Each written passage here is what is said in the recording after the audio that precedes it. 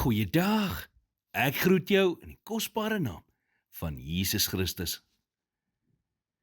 Jakobus 4 vers 8 sê: Nader tot God en hy sal tot julle nader.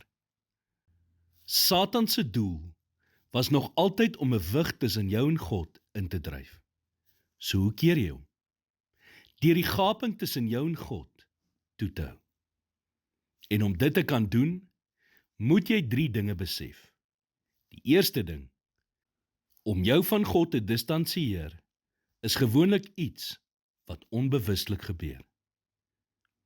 'n Mens raak maklik selfgesentreerd en voor jy weet, het jy heeltemal van God af wegbeweeg.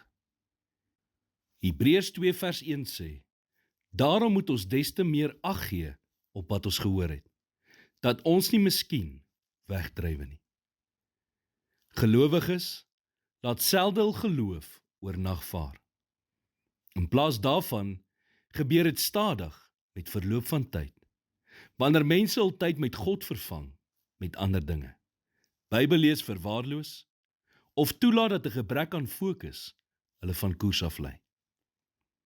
Die tweede ding wat jy moet besef is, om jou van God te distansieer, is gevaarlik. Satan se doel is om jou van God en God se seën te skei. 'n Soldaat wat in 'n vyandelike gebied afgesny word van die res van sy groep, word 'n maklike teiken. Die Bybel sê in Prediker 4 vers 10, want as hulle val, kan die een sy maat optel, maar wee die een wat val, sonder dat daar tweede is om hom op te tel.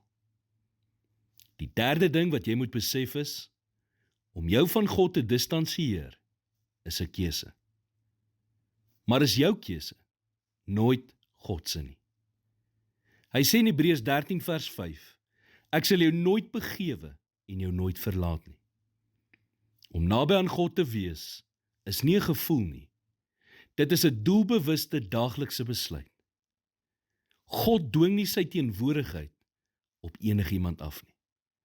In plaas daarvan, gee hy jou die uiteindelike keuse om nader aan hom te kom. Jy is dus net so naby aan God as wat jy kies om te wees. Here, ek erken dat ek die afgelope tyd afgesonderd en onseker gevoel het. Vergewe my asseblief vir dit wat hierdie afstand veroorsaak het en help my om nie toe te laat dat die vyand 'n wig tussen my en U indryf nie. In Jesus naam bid ek dit. Amen.